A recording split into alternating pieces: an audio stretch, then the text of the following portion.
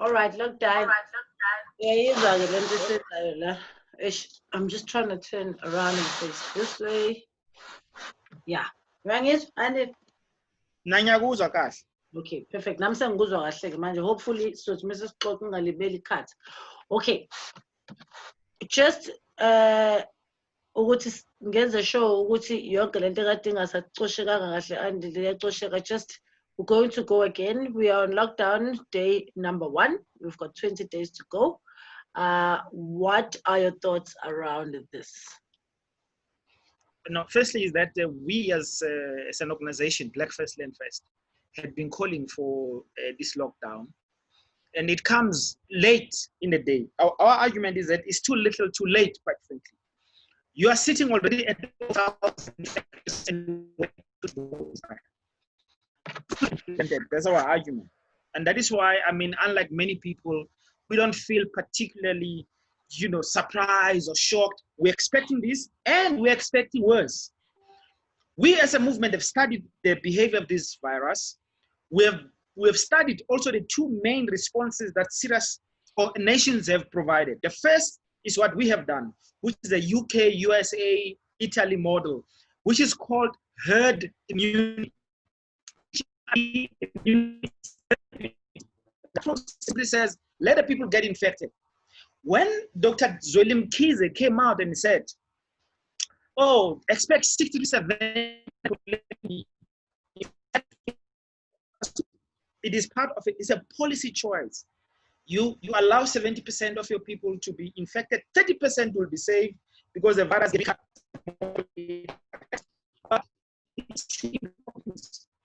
policy choice. It did not say 20% of those who get affected like that will need hospitalization. In South Africa, if you look at the numbers, it means people need hospitalization. No possibility. Then, more shockingly, if you look at the model, it says 2.3% of those who then get affected like that will die. In South Africa, that would mean about 1 million people. If you choose that policy option, we are claiming as Black First Land First, that is the policy option of the government. So when you see them being so lax, I mean, as I was talking about, let's look at the time frame. Of March, we know, first case.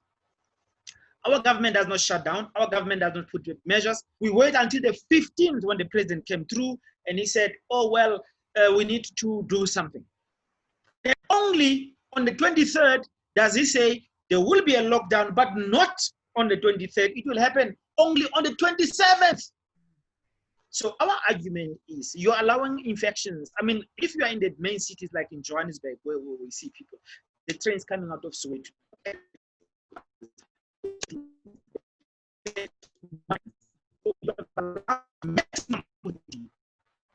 infection. So we argue our government is not interested in really stopping this thing. Its policy is to spread it. So, and people will die. It's an irresponsible policy option, which the UK is following. The UK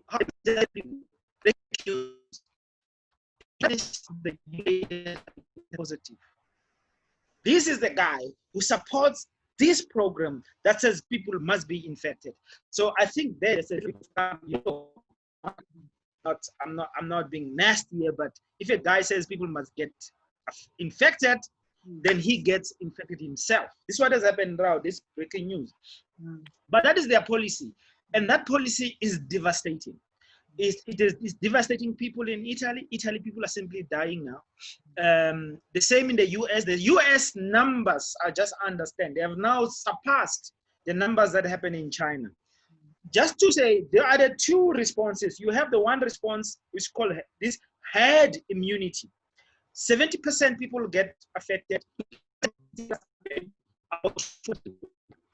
30% will be saved. That is herd immunity. That is what our government is following. It's good for business. This is the other thing. That policy proposal is good for business because when people get sick, need medication, need beds, all that is what monopoly can do. Not only making money from disease, but you collapse all the mechanisms of accounting for tenders and so on, and you must have a stimulus package, economic stimulus package. All that money goes to what monopoly capital. It's 13 billion rand that was announced by our president in South Africa. Up to 80% from what I can see goes to white monopoly capital back to them. So the disease is good for business, and that is why they allow it to happen. That is the one response. The other response is the Chinese and the Cuban response. There you lock down. You bring medication seriously. I mean, this is what they're doing in South Korea. South Korea has turned the country into a testing site. You walk into any space, you get tested. Here, our government could not even ask for white monopoly capital to provide free testing. Instead, the health sector, so the beds, the hospitals are nationalized, they belong to the people. That is how they're responding. In South Africa, no, we're not doing any of that. It is white monopoly capital interest driven intervention. It is not to stop this virus. So we're not surprised that day one, you are over 1,000, 2 people dead. Tomorrow, we believe more people will be announced dead. And of course, we don't trust this government. We don't even believe that these people died yesterday. I mean, come on, let's talk about it. So the day you announce your lockdown, the day the first, I mean, really? These people are waiting for you to announce the lockdown for them to die. So no, we don't even trust these guys, right? So we think it's worse than what they're telling us. But it is their policy. That is the point, and that is a devastating thing. And let me just emphasize this thing. You have to think like this. The president comes out, says nothing seriously. 18th of March, very interesting date. Parliament shut down, goes home. Parliamentarians say, oh, we are out of here. We're going home. We're going to be safe. These are the people that you have voted to look after your interests.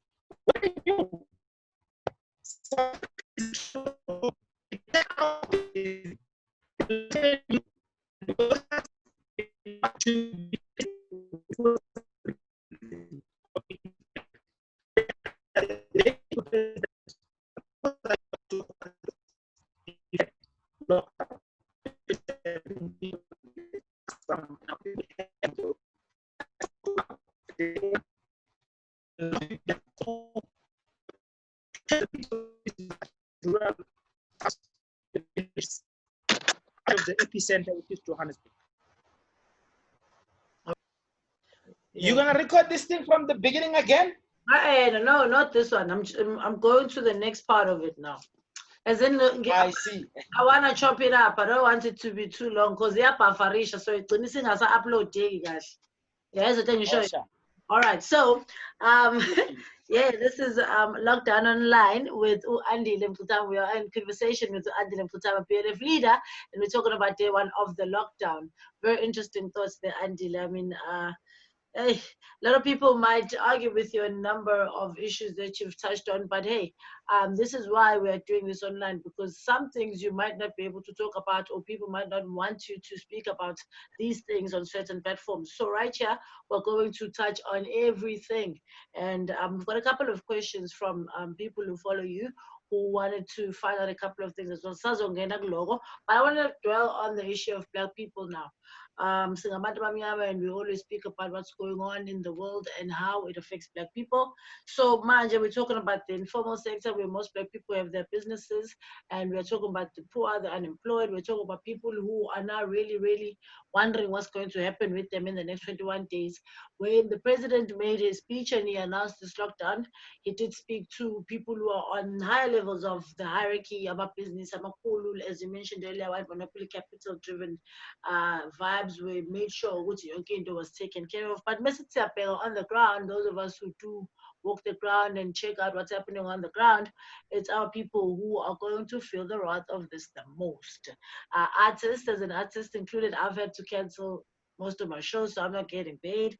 The unemployed, obviously, now, but they're getting plunged deeper into their plight. Informal sector, poor Black people. So manje if kuwukuthi sihleli la in 2020 and this is what's happening, where do we stand as abantu abamnyama Andile kuloba nama crisis anjena? Look, just specifically speak to me about how this is going to kill us who are on the bottom of this hierarchy. Yeah, it's really unfortunate, you know. because we as Black First Land First actually wrote a letter, a very detailed letter to President Ramaphosa. We said, shut down the country. We spend time out to study what is happening in the world with regard to this virus. What is the policy interventions, how you take care of people. And we've given them like 10 things that he must do once to shut down the country. And those things, if you look at them, are all organized to take care of the interests of the most vulnerable.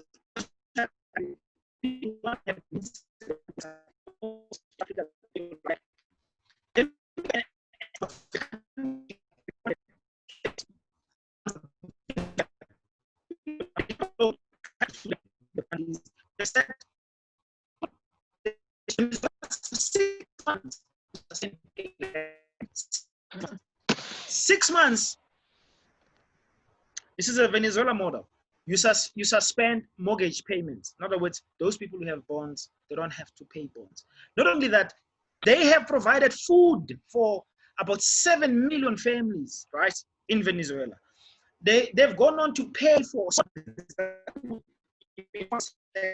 your artists, people who live on the basis of the effort that they put working for themselves.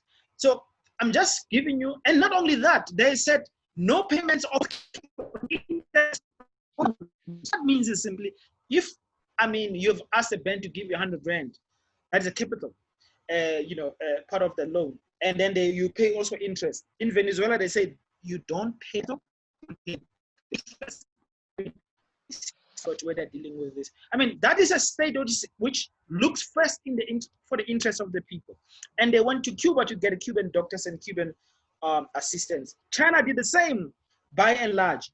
Cuba is your answer, and Cuba is our friend. That's what we should have done. But in South Africa, if you bring the Cubans, it means the vaccines, the research, the pills, the medication. That is the part of the money they will make from you. So our government things that we expect other nations. We have said precisely, no rentals, no wages, pay the informal sector. Informal sector is 3 million people. 3 million to the most vulnerable, even below the informal sector. We said take care of the unemployed, right? Ramaphosa did nothing of this sort. He did not make one move that give our people anything. Let's talk about the informal sector, because here we're talking about people who sell in the streets, like hawkers, right? They're our sisters who run a hairdressing salons, if you like, our brothers, car guards, whatever, people who are outside of people, and this is the majority of our people. Ramaphosa had nothing to say to them. In fact, the Minister of Small Businesses, when she spoke, she said that they are thinking about it. The same Minister of Labor,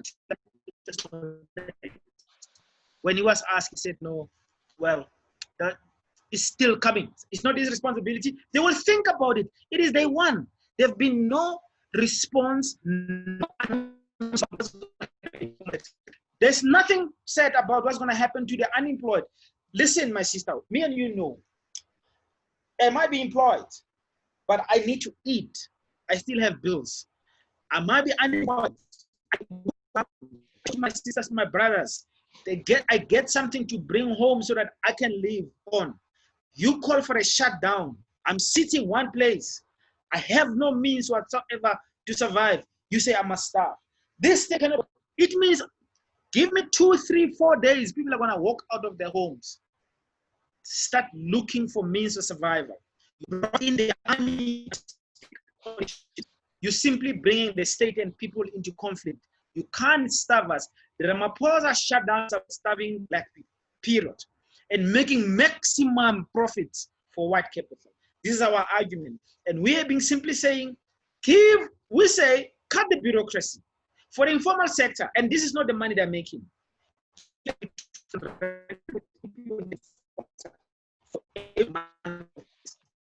Or the lockdown, right? But also you must announce no rentals, no mortgages, because most of the money that we use goes to rentals, right? Abo mastendi bayazqala already bafuna imali yabo. So it's all imali because now in the streets no hustling is happening, and our government has decided to basically deny us movement to fend for ourselves. Dropping food parcels every door in all the townships and all the squatter camps. They do that during the elections, all of them. They have the money for food parcels during elections when they want to vote. Why can't they do it now? So our people are quarantined, those who follow in law, and just sitting. What is going to happen? They are calling, this is what we believe they're calling the top. And now people come out and all looking. I'm sorry, we're going to be the first to support them. Because they're being starved right now. And it's evil. Lockdown online with Ninja X. I'm in conversation with BLF leader Andile Mngxitama. There have been a couple of questions. You have answered most of them. I'm not going to go through and ask you again because. but let's talk about the artists, man. Let's talk about the artists. Man. Let's talk about the artists. You see, right now, well, the artists are really looking for ways to make things happen. Like, I know that a couple of artists have started doing things online, performing online, but the question is for how long? And I do understand that this is where we're going with the fourth industrial revolution and things like that, where we're supposed to be getting on things online, but this is not practical in terms of how it's happening in the state of a lockdown. So what we are seeing is that artists are now just looking for something to do, struggling rather to make ways, make money. And you know, even if it's not a shutdown, I'm artists they are struggling. In other parts of the world, there have been funds that have been released by government to make sure that people in that sector can get some sort of help. We haven't heard anything, obviously, in this country as to what's going to happen with artists and with art. And most people are sitting in their homes looking for something to entertain themselves with. And most of the time, it's usually art that they use. Yeah, no, you see, I mean, firstly, this is the lesson here is this. Black artists are black people before they are artists. And all the hardships that black people experience, the artist is going to, the black artist black before you're an artist. So when your people, black people, get attacked by any system, you are most likely to suffer with your people because, in fact, in reality, you are part of this black bloc, if you like. So what is happening to the black artists is what's happening to a black community. And the artists and black people are one, and we have to think about it in that way. Artists are supposed to give expression to the black condition, to help us understand better, and to give us hope, to help us craft a vision. You know, so this attack on the black artists specifically is symptomatic to the attack of black people.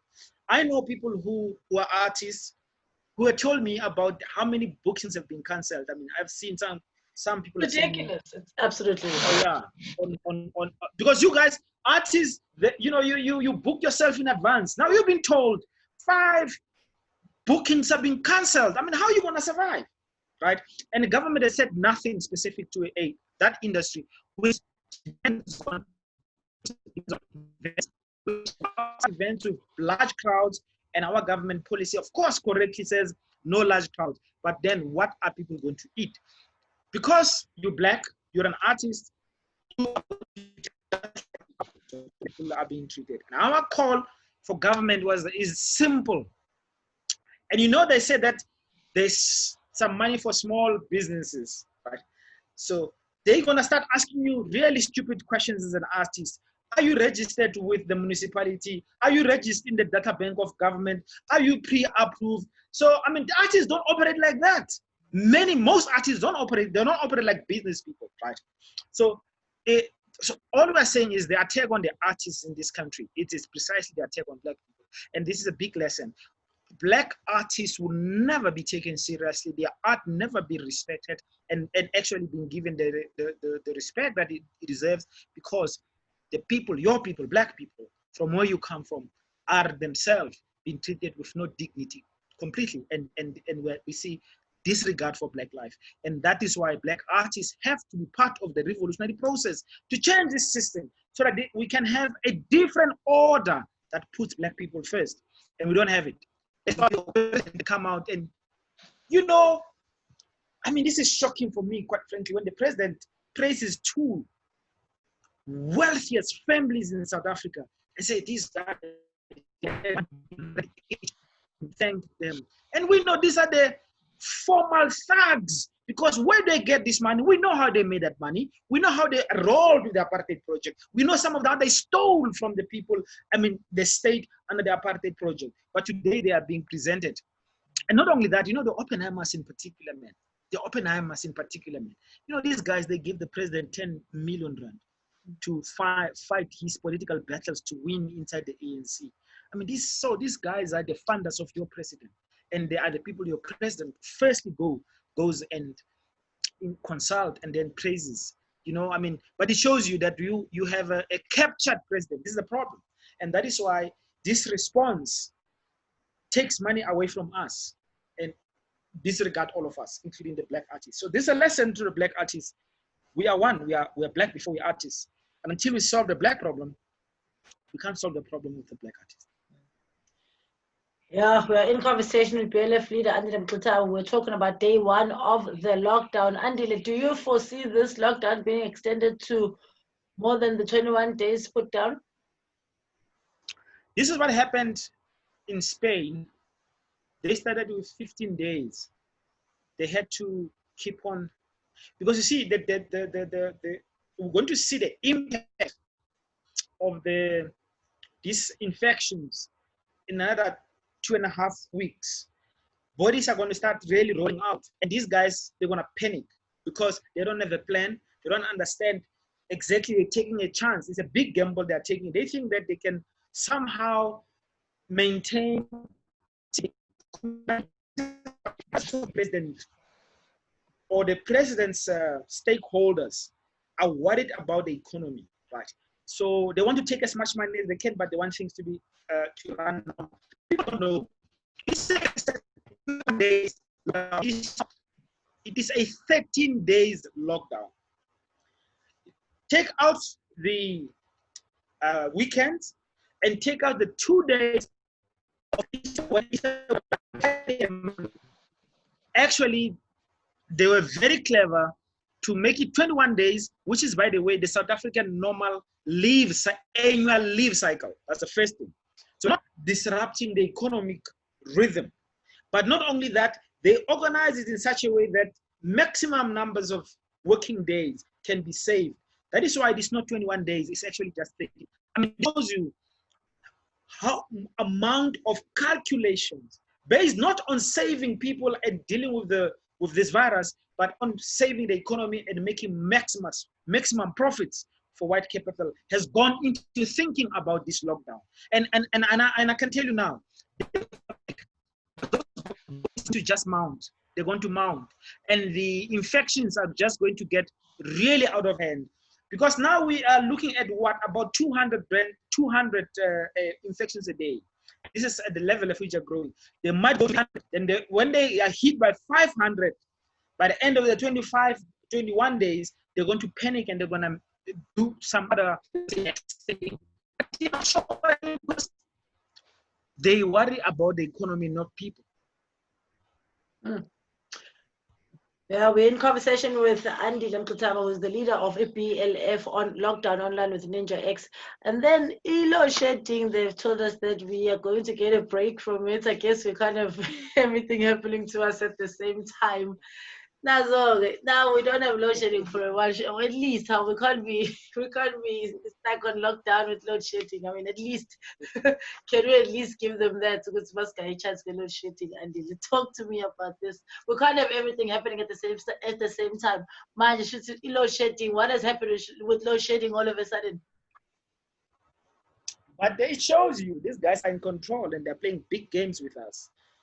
The claim that we make is that load shedding, by the way, was stopped under President Zuma. It was stopped by the chairperson of ESCOM, Machele Koko, and Brian Molefe.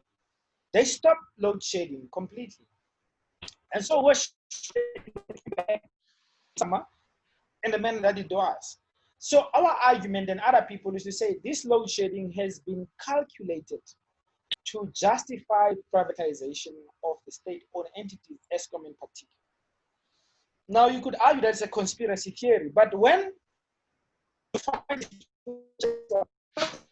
say no more load shedding, they're in control. Not only that, they say the load shedding is likely to not to happen for the duration of a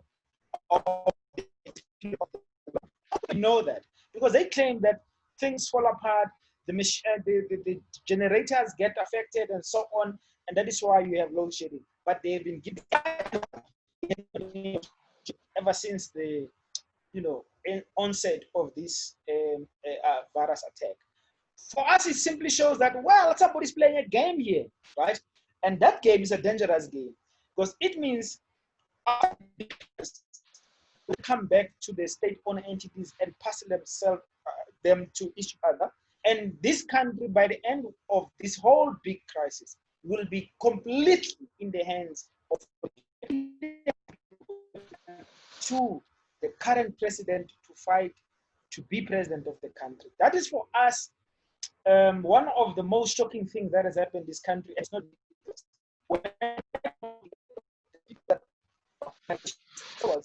say at the cause of our problems, put together $1 billion and give to a president of the country. And these are the people who stand to benefit the most out of any manufactured crises, right?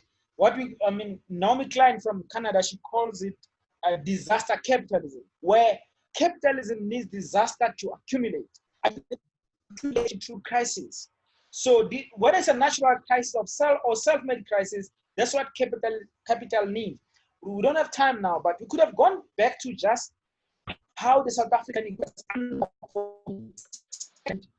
long before this coronavirus crisis. This economy was in recession, if you remember. Second time in recession under President Ramaphosa. So in terms of their own economic model, it was not performing. It needed a big injection. And that injection comes from coronavirus have provided them with the justification to then take from the people through the state to save capital. And this is the biggest expropriation without compensation from the people. They're not going to expropriate land for us. They're expropriating massive resources that belongs to the people, and they're going to give it to capital to make it sustain itself. So this is what we're saying about this, that the load shedding was managed crisis to justify managed and manufactured crisis to justify. We end up saying Uhulmeni can't manage this thing. It's better if these things are given to the private sector because they know how to run business. You see, that's what they want. They gave a white man, this white man who runs ESCO, is a proven incompetent manager. He had run down a company called Nampec completely. He made it lose. That guy, you make him the CEO of ESCO. Why? Because you want him to run it down so that you can justify selling it to your friends. So load shedding has been put on hold. It's a process to create a new crisis and later to unleash it again. And these things are going to be gone. State-owned entities will be in the hands of capital by the time this whole thing is done. All right, Andile, let's leave it there for now on day one of the lockdown. I think maybe we'll catch up sometime later on during the lockdown and find out if any of the things we've spoken about might be exactly what will have happened at that time. But thank you so much for your time. During lockdown, just to get in touch with people, pick on their brains, and have the people respond following this conversation that we've just had. So you can share this on your social platforms. I'm going to send it to you, and maybe we can see then what people have to say. But thank you so much for your time, and hopefully we'll chat again sometime soon. Siyabonga. Siyabonga, Andy. I'm going to email this to you, okay? Sure. Sure.